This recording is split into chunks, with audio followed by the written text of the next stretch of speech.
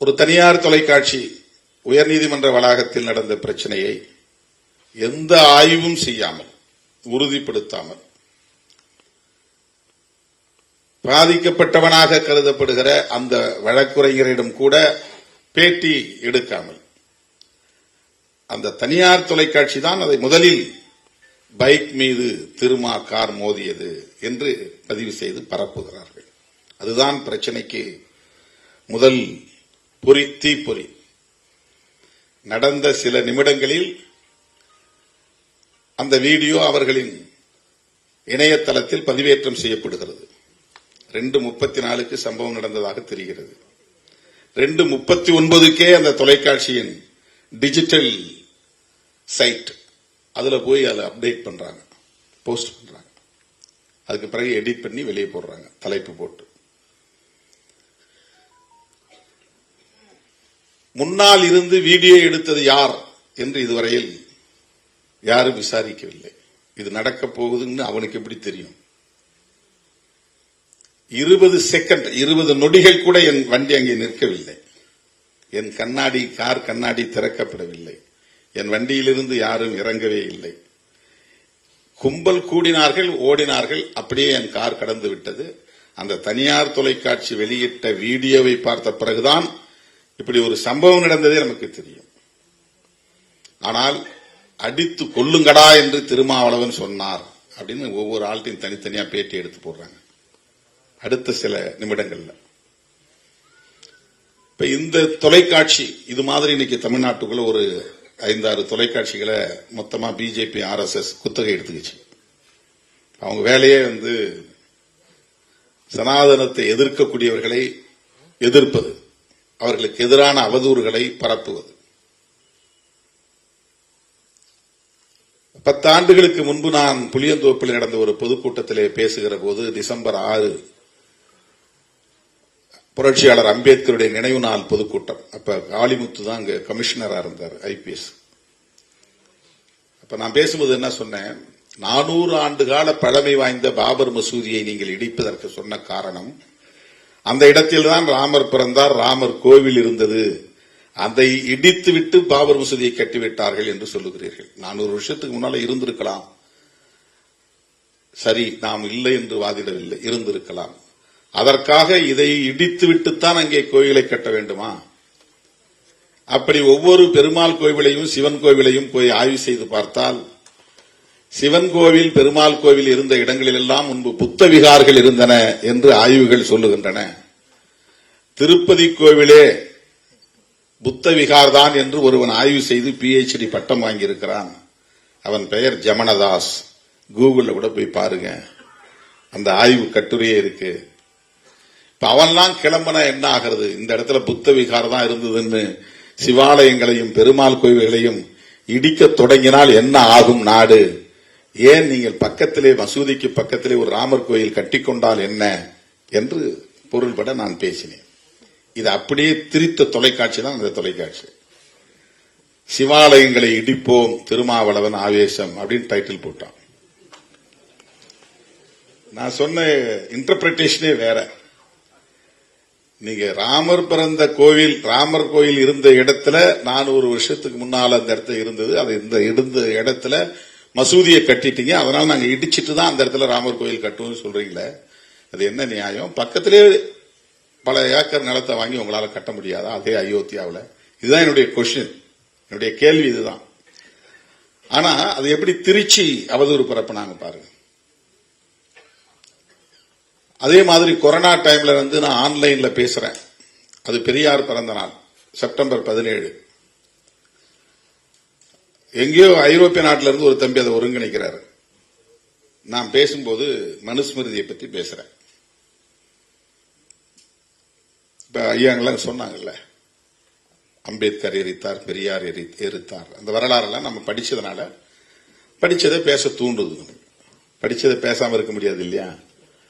அப்ப பெரியார், அம்பேத்கர் இவங்கெல்லாம் ஏன் மனுஸ்மிருதியை எரித்தார்கள் அப்படின்னு சொல்லும் போது, பார்ப்பன பெண்மணிகள் உட்பட அனைத்து பெண்களையும் சூத்திர சாதி என்றும், பெண்கள் அத்தனை பேருமே நம்பிக்கைக்கு உரியவர்கள் அல்ல. அதாவது வேற வருத்தத்தில் அது வருது. கணவனுக்கு மற்றவங்களுக்கு அவங்க நம்பிக்கைக்கு உரியவர்கள் அல்ல. எந்த நேரத்திலையும் அவங்க தப்பு செய்வாங்க அப்படிங்கிற பொருளிலும் அவங்க சொல்லியிருக்கிறாங்க. இதுதான் மனுஸ்மிருதி.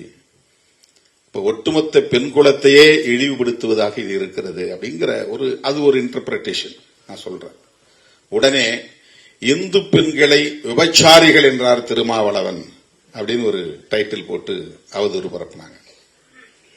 இப்ப எல்லாரும் கத்துனாங்க. நான் சொன்னேன் மனுஸ்மிருதியில் இருக்கிறது தான் பேசினேன்ட்டு ஒரு ஆர்ப்பாட்டத்தை நடத்திட்டு லட்சக்கணக்கான மனுஸ்மிருதிகளை நகல் எடுத்து மக்கள்கிட்ட கொடுத்தோம். ஊரா போய் கொடுத்தோம். படிச்சு பாருங்க, படிச்சு பாருங்க, படிச்சு பாருங்க.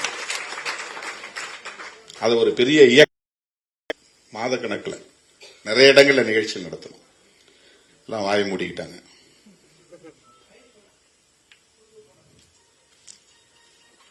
தோழர்களே,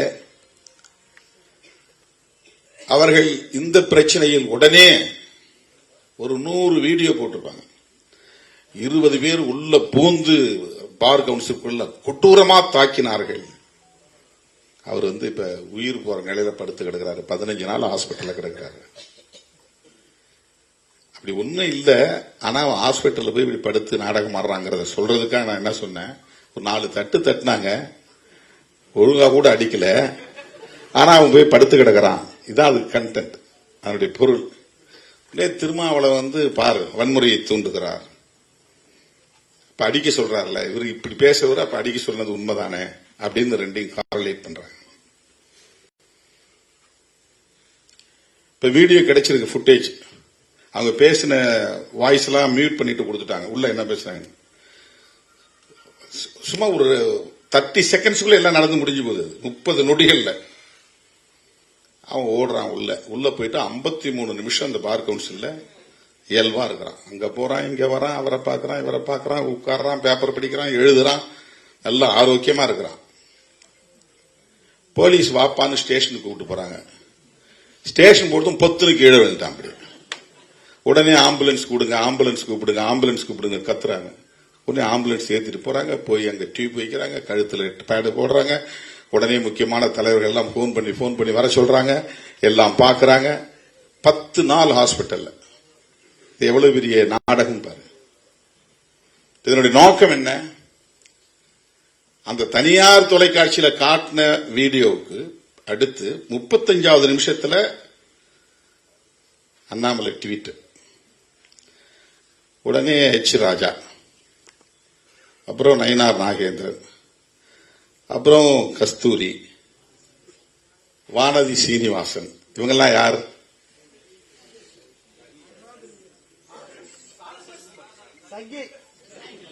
அவ்வளவு பேரும் சங்கிகள். அப்ப திருமாவளவனை எதிர்க்கக்கூடிய அத்தனை பேரும் ஒரே கான்செப்ட்ல இருக்கிறவங்க. அதான் நம்முடைய நீதிபதி சொன்னாரு, நீ மனுஸ்மிருதிக்கு என்னைக்கு எதிராக பேச துணை அன்னைக்கே நீ இதெல்லாம் எதிர்பார்த்துக்கிட்டு தானே இருக்கணும். இந்த தாக்குதல் நடக்கத்தானே செய்யும். நாம் இதை எதிர்பார்க்கிறோம். அதுல பிரச்சனை இல்லை. ஐடியாலஜிக்கல் வார், அதுல எங்களுக்கு எந்த பிரச்சனையும் கிடையாது. நான் முதல்லயே சொல்லிட்டேன், எலக்டோரலா உங்களுக்கு திமுக எதிரியா இருக்கலாம், அல்லது அண்ணா திமுக எதிரியா இருக்கலாம், அல்லது வேற யாராவது எதிரியா இருக்கலாம். ஐடியாலஜிக்கலா நாங்க தான் உங்களுக்கு எதிரி. தமிழ்நாட்டை பொறுத்தவரை விசிகே வர்சஸ் பிஜேபி. நாங்க எலக்டோரலா உங்களை காம்பீட் பண்ணல. உங்களுக்கு தமிழ்நாட்டில் 2வது இடத்துக்கு வரணுங்கிறது தான் இந்த தேர்தலில் உங்களுடைய போட்டி. அப்போ ஏடிஎம்கேவே நீங்க காலி பண்றதுதான் உங்க நோக்கம். இதான் உங்க ஹிடன் அஜெண்டா, அவங்களை தூக்கி போடணும்னு. அந்த விவரம் தெரியாம அதிமுக அவங்களோட உறவாடிக்கிட்டு இருக்காங்க நம்ம கவலை. அதான் அடிக்கடி சொல்றேன், நீ உங்களுடைய இண்டிபெண்டன்சியை காப்பாத்திக்கிங்க, தனியா நில்லுங்க. உங்களுக்கு இன்னும் தனியா அந்த அம்மா இல்லாத நேரத்திலே 65 இடத்துல வெற்றியை கொடுத்திருக்கிறாங்க. உங்க ஓட் பேங்க் இன்டாக்டா இருக்குது, அப்படியே காப்பாத்திக்கிங்க. அதை டிஎம்கே வர்சஸ் ஏடிஎம்கேன்னு இருந்தாதான் தமிழ்நாட்டுக்கு நல்லது. டிஎம்கே வர்சஸ் பிஜேபின்னு மாத்தி விட்டுறாதீங்க. அது நல்ல அரசியல் இல்ல. நீங்கள் எல்லாம் பெரியார் பாசறையில் வளர்ந்தவர்கள், கொஞ்சம் சிந்திச்சு பாருங்க அப்படின்னு நம்ம அப்பப்ப சொன்னா, நீ யார் இதை பத்தி கேட்கன்னு கேட்கிறாங்க அதிமுகவில். நீங்க எலக்டோரலா எப்படி வேணாலும் உங்களுக்குள்ள சண்டை போட்டுங்க, அது பிரச்சனை கிடையாது. ஆனால் சாதி ஒழிப்பை ஏற்காதவர்கள், சமத்துவத்தை ஏற்காதவர்கள், பெண் உரிமையை விரும்பாதவர்கள், இந்த மண்ணில் வலுப்பெற வேண்டும் என்று விரும்புவதை, அதற்கு முயற்சிப்பதை, அதற்கான அரசியல் நகர்வுகள் செய்வதை எப்படி நாம் வேடிக்கை பார்த்துக் கொண்டிருக்க முடியும்?